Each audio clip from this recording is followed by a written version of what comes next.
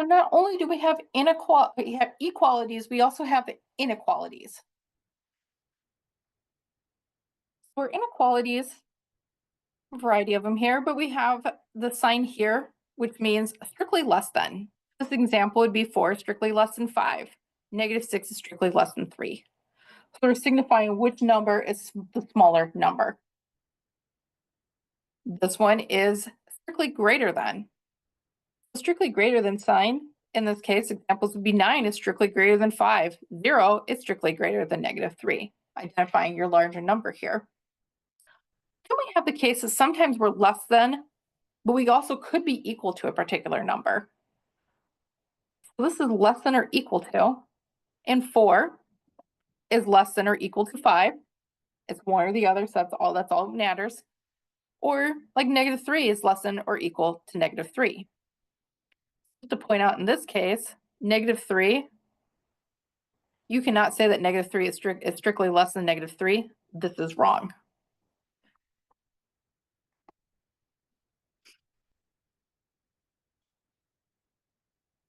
However, it is okay to say it here because you have that equality in here. So we also have greater than or equal to. 9 is definitely greater than or equal to 5. And 0 is at least equal to 0, so it's equal or greater than. So in these two cases, just as long as you fit the criteria of, like in the first case, less than or it's equal to, then the statement is correct. On the second one, as long as it's greater than or equal to, the statement is correct. Then we have what we call just a strict inequality, not equal. 3 is not equal to 4.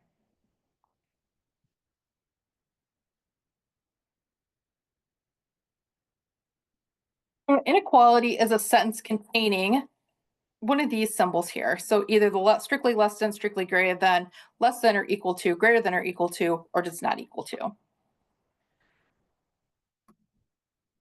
So we're talking about equality. A lot of times we're going to have an x or a variable involved, especially for what we're doing. So 3x plus 2 is greater than 7. So that's going to be true under certain conditions. C is less than or equal to 7. What's true? Again, true under certain conditions. 4x minus 6 is not equal to 3. It's true under certain conditions. So when we want to equal these, we just want to figure out the range of values for which this is true. As we see for 3x plus 2, if x was, say, 2, we would end up with x plus 2, so we'd end up with 8. So 2 would be a solution. Well, so would 3, because we'd have 9 plus 2, which is 11. So we would have a range of solutions that would work for this.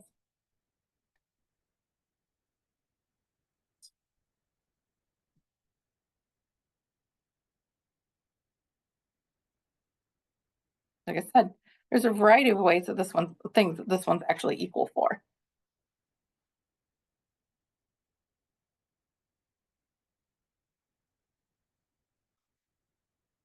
Any replacement or value for the variable that makes the inequality true is called a solution of the inequality. The set of all solutions is called a solution set, just like when we were talking about just having equalities or things or equations that we had. So when all the solutions of an equality have been found, we say we have solved the inequality. Sorry, my slide doubled.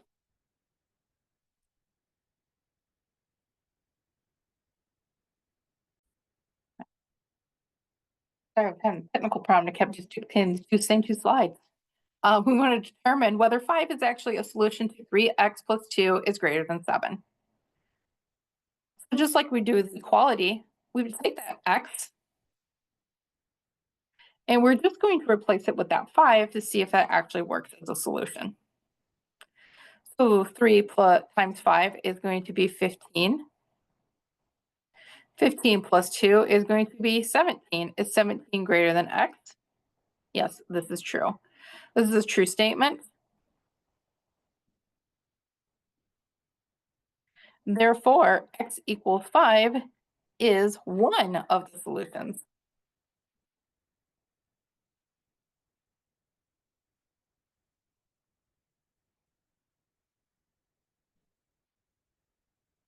But as you saw earlier, I was writing down a list of solutions. There are multiple solutions to this. We just want to know what all those solutions could be.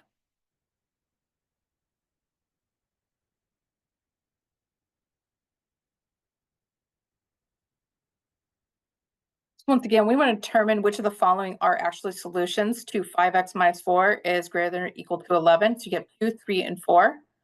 So take a moment and work on that and see which ones are actually solutions, and then come back. Okay, so I'm going to determine these solutions again. So for A, I'm going to replace x with 2. So 5 times 2 minus 4. Is it greater than or equal to 11? So we get 10. We multiply 2 times, or 5 times 2. Then we subtract 4. So we have 6 is greater than or equal to 10. This is a false statement. X equals 2 is not a solution.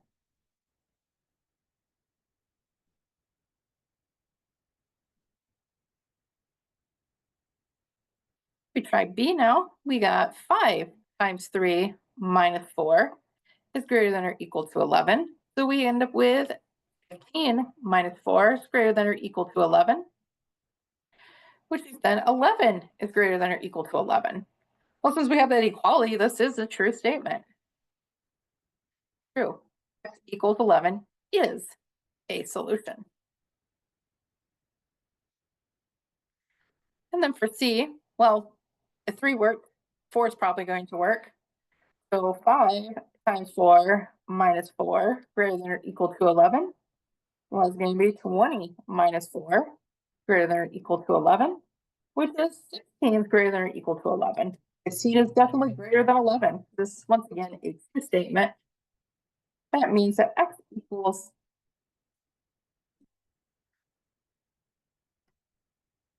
this one, 3. X equals 4 is a solution.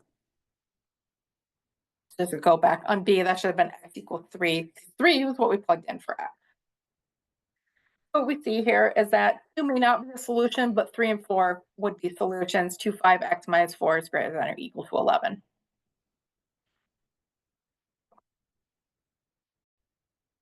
Number 6, this case we have an x on both sides, so you have to replace both x's. So take a moment and work on that one and see if 2x plus 3 less than x minus 7 has a solution of -7, -5, or 0. All right, so if we got -7 here, I'm going to replace all my x's with -7.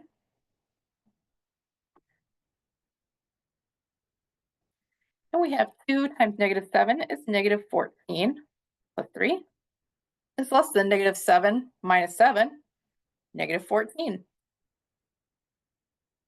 We have -14 plus 3, this is -11, less than -14. Well, -11 is not less than -14. It is actually greater than. This is not true. This is a false statement. X equals -7 is not a solution.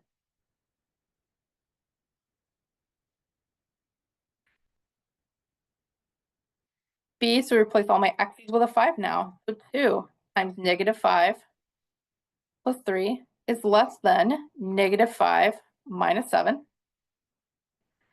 So I have a -10 plus 3 is less than or equal to a -5 and a 7, so -12. We have -7 is less than or equal to -12. Well, once again, that is not a true statement.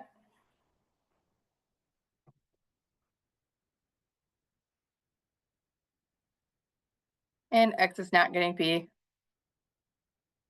x cannot be -5. That cannot be a solution.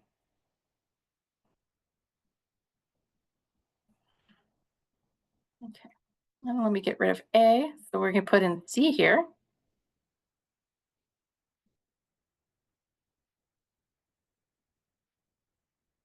I think pretty quickly you can see C is also not going to work.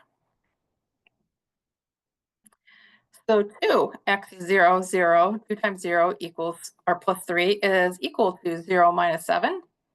Well, that's going to be 3 is less than negative 7, which is also false.